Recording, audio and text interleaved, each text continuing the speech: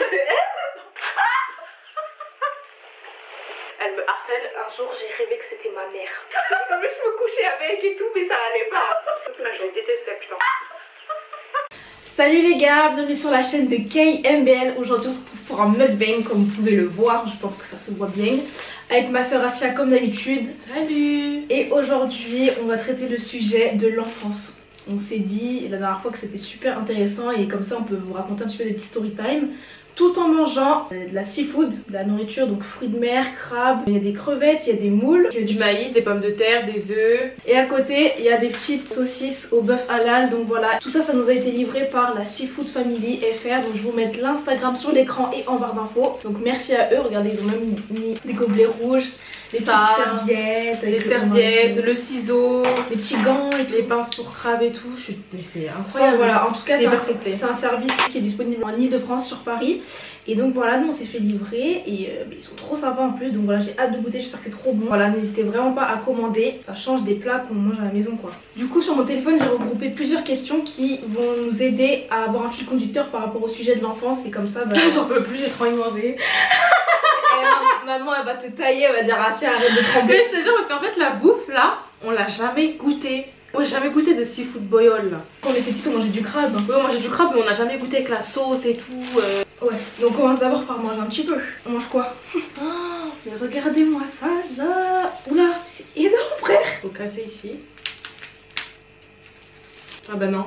Ah bah c'est bon non? Parce que la viande elle est là. Du coup faut couper avec le ciseau. Ouais. En deux. C'est énorme. Vite. J'ai trop faim. Allez hop, on coupe. Bon allez, bismillah, je vais goûter pour la première fois de ma vie, je suis choquée. Mais le citron sur ton crabe. C'est trop bon, je suis choquée. C'est sucré et pimenté. Avec le citron c'est encore meilleur. Avec quand même le piment de mamie. Ah j'en peux plus, je suis à bout là. Je suis à bout.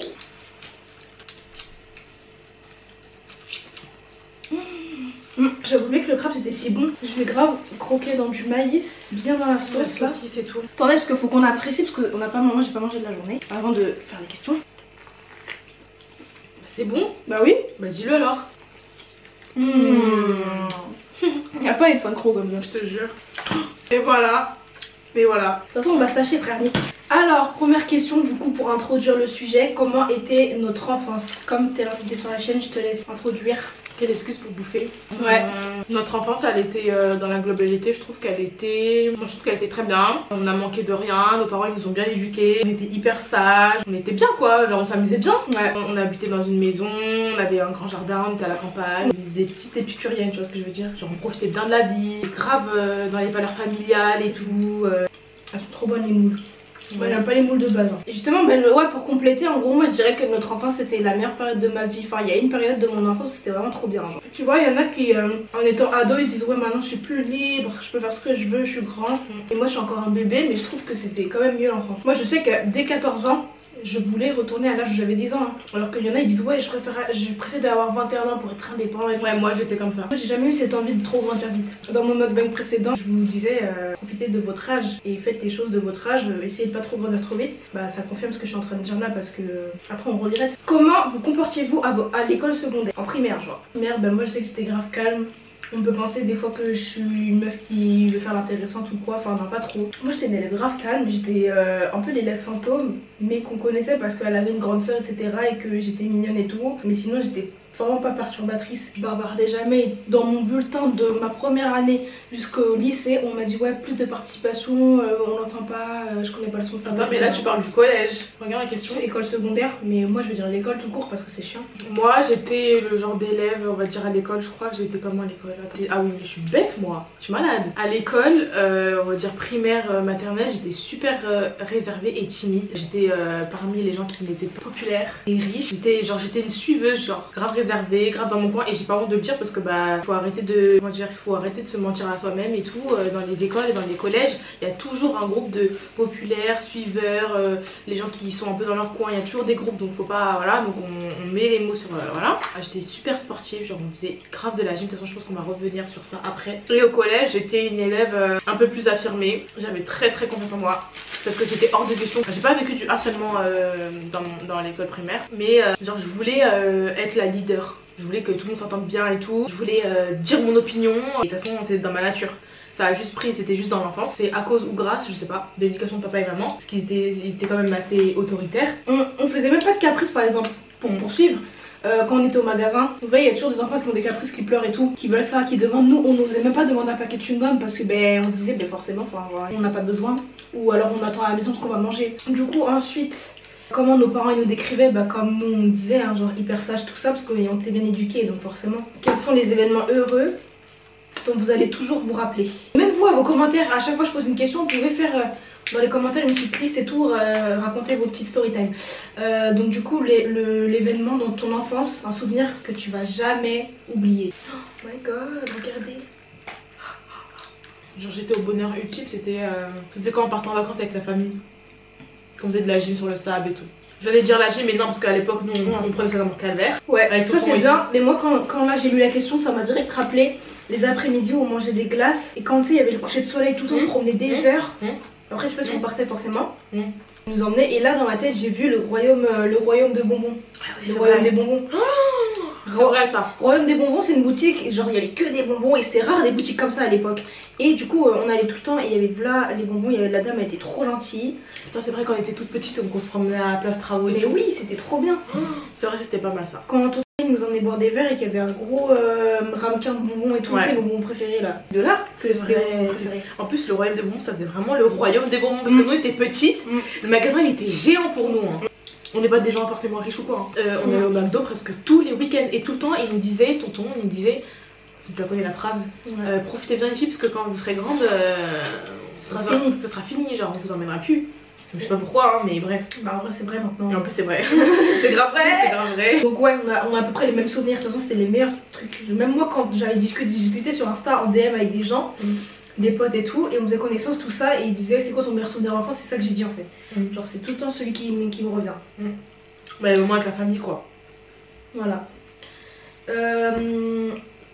Est-ce qu'il y a un truc que t'as toujours voulu dire à nous, à nos parents, mais qu'on n'a jamais osé parce que genre justement on était genre bien élevés genre ouais, alors là. Moi c'est quoi? Moi c'est quand on était chez les gens et qu'ils mettaient 100 ans à parler et partir et que moi et qu'on s'endormait dans les mariages sur les chaises. J'osais même pas dire que j'ai envie de rentrer. On se couchait juste et on prenait le mal en patience, tu sais, on dormait sur les chaises. Même des enfants de notre âge à l'époque, mais vous êtes des malades, mais nous on se taisait, on disait rien, on buvait notre biberon, on était assises là ou alors on nous proposait rien genre. Carrément, mais carrément je me souviens il y avait des enfants qui avaient mon âge dans que ce soit les rassemblements de famille, des lieux publics, sur les aires d'autoroute et tout.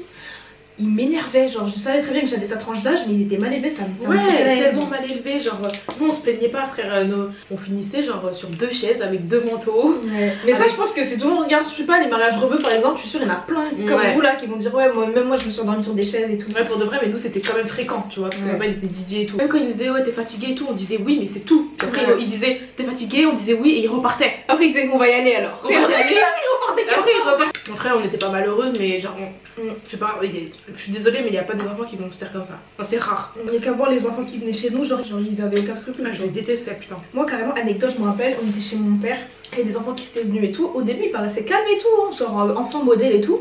Après rien que ça dans la chambre ça fait des trucs. D'ailleurs j'en parlais avec un de mes potes, si tu te reconnais, big up. En fait j'ai gagné un concours photo un jour et j'étais affichée sur la place publique de ma ville et tout, dans un cadre et tout, et j'avais gagné, genre c'était une photo grand format et tout, et très bien il était dans un cadre en verre. Et le petit garçon il est venu et tout, il sautait sur le lit, déjà qu'il lui a dit sauter sur le lit, ils sautaient sur le lit comme ça avec leurs chaussettes, leurs pieds sales, j'en pouvais plus. Ah putain je peux vomir. Non mais l'hygiène c'est quelque chose aussi pendant notre enfance. Hein. Ouais. Moi je pouvais chialer parce que quelqu'un avait mis ses chaussettes sales. Notre mère elle était maniaque, quand on dit maniaque c'est pour... Ouais non mais elle était maniaque. Notre mère elle était maniaque. Elle est toujours mais un peu moins, mais à l'époque elle était vraiment maniaque. Ça veut dire que nous, là on a des petites mimiques en mode quand tu rentres dans le lit, tu t'essuies les pieds, tu frottes tes pieds pour que les poussières elles sortent et soient par terre. C'est incroyable hein. Tu sais que les gens ils vont te regarder, ils vont dire mais c'est des folles elles. Ça, il y avait quoi d'autre? La table, toujours nettoyée avec une éponge mouillée, essorée 3 fois. Eau chaude. Eau chaude. Il y a plein de petits trucs comme ça. Plein de petits trucs, enfin voilà, après voilà. Et donc du coup bah les gosses ils sautent, ils se permettent de sauter sur le lit, je sais pas pourquoi, mais tu sais les enfants ils veulent toujours sauter sur le lit. Avec leurs chaussettes sales là, on les connaît même pas, leurs pieds qui puent et tout. Ils viennent et le mec, je sais pas comment il a fait, mais au lieu d'atterrir sur le sol, sur le fucking sol, genre, mais il atterrit sur mon cadre photo, il le pète. Un gros bâtard. La vitre se brise. Moi j'étais tellement triste parce que c'était comme un trophée, genre c'était avant la gym je crois. Ouais, c'était avant la gym. Après je vais au salon et tout, il explique, ça va, il est parti de lui-même le dire et les parents ils ont dit ouais c'est pas grave. Après, quand ils partent, on se fait engueuler. En mode, on devait gérer, mes frères, on avait 5 ans. Je te jure, genre, tu sais, tellement on était bien élevés, limite c'était à nous de gérer les conneries des enfants, alors que nous-mêmes on avait le même âge, genre, c'est pas notre faute. Enfin bref, plein de petits trucs comme ça qui montraient que, genre, franchement, il y a des codes qui se perdaient quoi à l'époque. C'est quoi toi du coup? Parce que là c'était ma réponse. C'était quand papa il faisait que de danser et tout, et il était gênant. Genre. Ah ouais? Il était pas gênant, notre père il aimait faire la fête et tout, mais moi ça me gênait. Genre j'étais timide parce que notre père il faisait toujours son pharo. Il faisait tout le temps son pharo quand on allait dans les fêtes, dans les soirées et tout. Je l'avais jamais dit, j'aurais bien aimé lui dire. Mais quand il dansait avec nous, il voulait nous présenter et tout, ah j'en pouvais plus. Moi je voulais aller dans un petit trou là comme une souris. Ouais, en vrai, mais je pense que tous vos darons aussi ils ont fait des scènes où vous tapez la honte et vous aviez envie de dire. C'était quoi ta principale source d'inspiration? Mais c'est bizarre ça. Non, vous n'avez pas. Ah si, Vanessa Hudgens. Oh là là, Hannah Montana. Moi j'étais fan d'Hannah Montana, bon, je sais pas si c'est une source d'inspiration, mais en tout cas on peut dire passion parce que nous on est encore jeunes là. Moi j'étais passionnée par High School Musical, j'étais passionnée par Karate Kid, j'ai appris l'anglais grâce à Jaden Smith. Oui. Je m'entraînais à trouver des mots sur Google Traduction et tout pour le jour où j'allais le voir et lui demander un autographe sur le tapis rouge. De ouf, ça c'est vrai, je vous confirme. C'est vrai. Elle faisait des fiches. Des fiches avec un stylo violet, je sais pas si tu te rappelles. Ouais, sur le petit papier en carton là, les fiches vocabulaire. J'avais quel âge? J'avais 10 ans. T'avais 10 ans. Et tu sais que le jour où j'ai fait la fiche, c'était dur hein, c'est pas genre c'était facile et j'ai appris comme ça. Hein. Pour l'anecdote, hein, quand j'étais petite j'avais le jeu de DS, j'avais la housse de couette, donc il y avait Anna en groupe, ça c'est si beau. C'était beau. Hannah Montana en taille réelle. Je me couchais avec et tout, mais ça allait pas. Je voulais des fossiles Hannah Montana alors que je savais même pas que ça existait, mais je me suis dit ouais, si je prends des fossiles ou du mascara Hannah Montana, il y aura peut-être au-dessus des cils, on verra le dessin. Tu vois ce que je veux te dire? Et tu m'as jamais dit ça, ouais. Je te l'ai jamais dit, mais je l'ai toujours pensé. En violet, j'avais le parfum Hannah Montana. Ouais, et je disais aussi, d'ailleurs, je le recherche, donc si vous avez un parfum Hannah Montana, genre donnez-moi la ref. Je remuerai ciel et terre pour le retrouver, d'accord? C'est mon odeur, c'est ça, c'est moi. C'est grave ton odeur. T'as vu?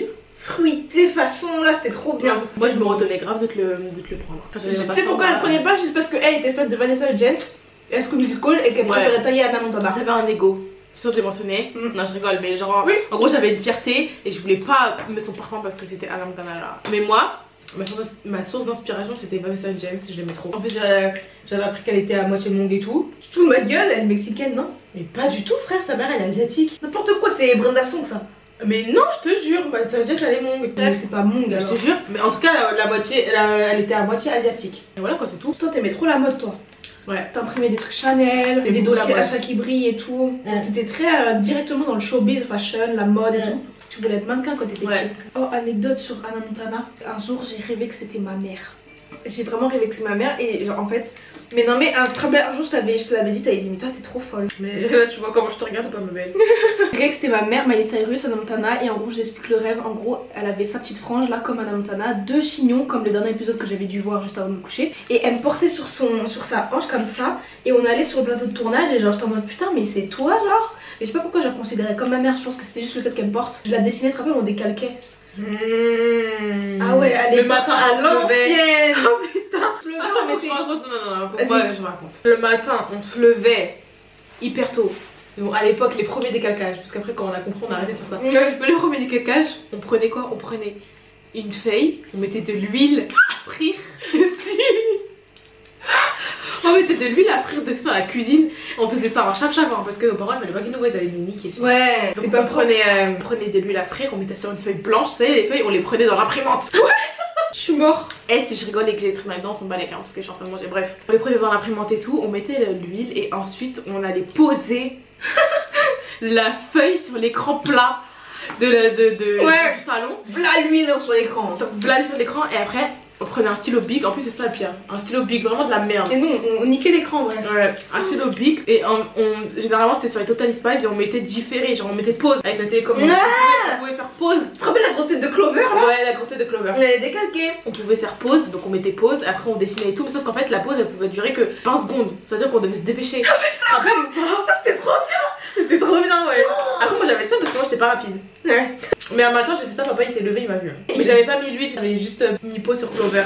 Tu te rappelles de mon cahier? Non mais attends, T'as pas un souvenir d'une meuf qu'on avait été voir, tu sais, à l'époque où il y avait la musique aïe aïe aïe. Ouais. J'avais des feutres, des fonds de couleur, j'avais un truc de coloriage, j'avais des photos qui étaient modèles, tu sais, des blondes avec des grosses bouches. Et j'avais tout colorié et elle avait tout repassé au feutre. Tu te rappelles ou pas ce souvenir? J'avais trop la haine contre elle, genre. Attends, je crois que je m'en rappelle. Une petite blanche, c'était pas chez elle. Au parc Astérix. Après, pendant cette période-là. Pardon, c'était elle.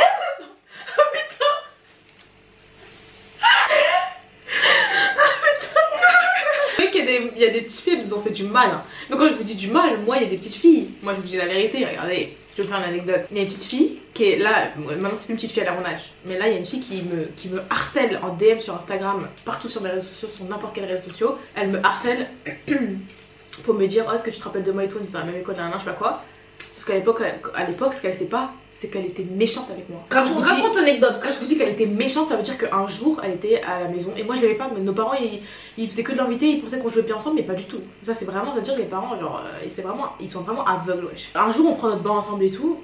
Et ma mère elle part et tout, elle dit bon bah j'arrive, je sais pas ce qu'elle a foutu. Et franchement le jour où elle a dit j'arrive, j'ai senti qu'elle allait faire un truc. Donc voilà, on était toutes nues dans le bain et tout. Moi je me tourne et tout, je sais pas pour me savonner tout ça. Et elle me griffe dans le dos. Mais quand je vous dis qu'elle me griffe, en plus elle avait des ongles à l'époque. Ah ouais, c'est une conne.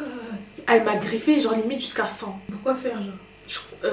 Et soit genre elle m'a griffé et j'ai crié et après elle est venue, soit j'ai même pas crié et genre elle me griffait et genre j'avais les larmes aux yeux, je pleurais en silence, tu vois.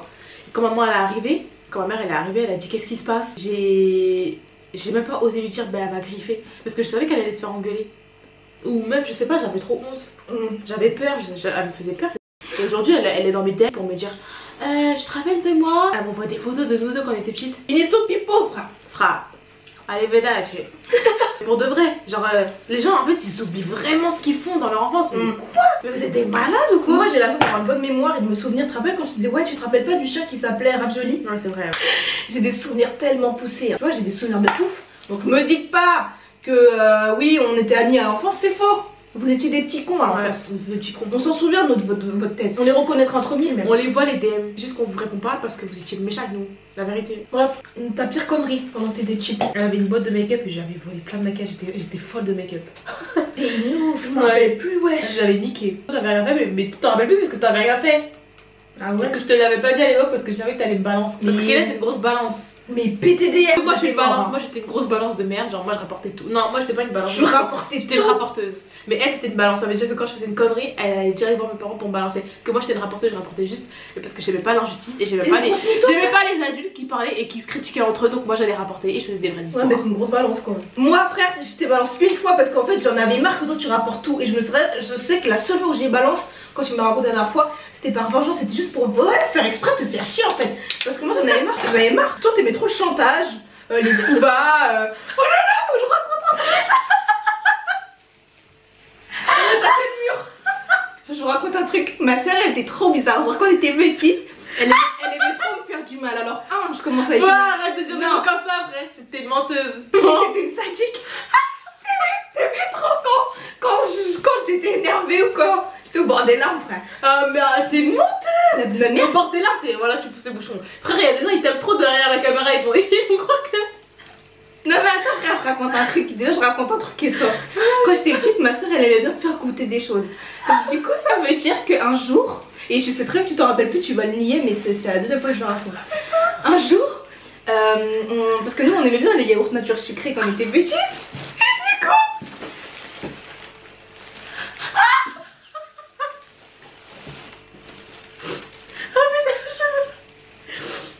Et du coup... on habitait dans une grande maison, du coup on avait un jardin, un grand jardin avec de la terre. Elle m'a bandé les yeux, elle m'a dit ferme les yeux, je t'emmène dans le jardin et on va manger notre yaourt et tout. Mais il y avait que moi qui avait un yaourt pour une fois. Je crois qu'elle n'avait pas mangé de yaourt. Et ce qu'elle a fait c'est qu'elle a pris une cuillère de terre et elle a mélangé avec le yaourt et après elle m'a dit mange et c'était de la terre. C'était de la terre. Si. Mais même Asia elle avait l'habitude de me faire sentir des trucs qui puaient, genre du fromage ou ses pieds et tout. En fait tu prenais quand tu transpirais des pieds, genre tu prenais sur tes doigts et tout l'odeur et tu disais mais sans je te jure qu'elle est cette fois, je te jure que cette fois ça sent la fraise.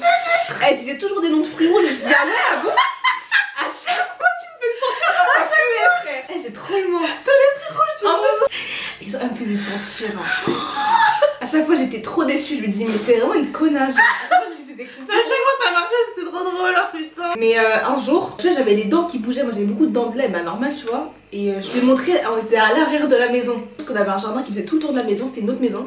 Et genre, je lui montre ma dent, je dis regarde ma dent, elle bouge et tout, regarde, elle bouge. On aimait trop faire ça quand on était petits. Elle fait regarde, attends, fais voir.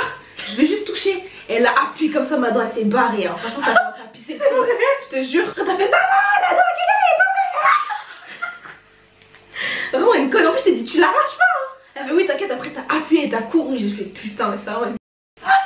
T'étais trop comme ça, frère. T'étais trop comme ça. C'est vrai, j'étais comme ça, mais là, quand tu racontes, on dirait que j'étais méchante. Mais non. C'était pas méchant, mais t'étais méchant. Mais tu te foutais de ma gueule. Mais parce qu'à chaque fois, je cédais, je la croyais. Moi, je me dis, c'est ma grande soeur, pourquoi elle me trop naïve, elle était trop naïve qu'elle est avec moi. Genre, on était un duo, donc je me suis dit, pourquoi elle irait à l'encontre de mes convictions. De mon bien-être. De mon bien-être.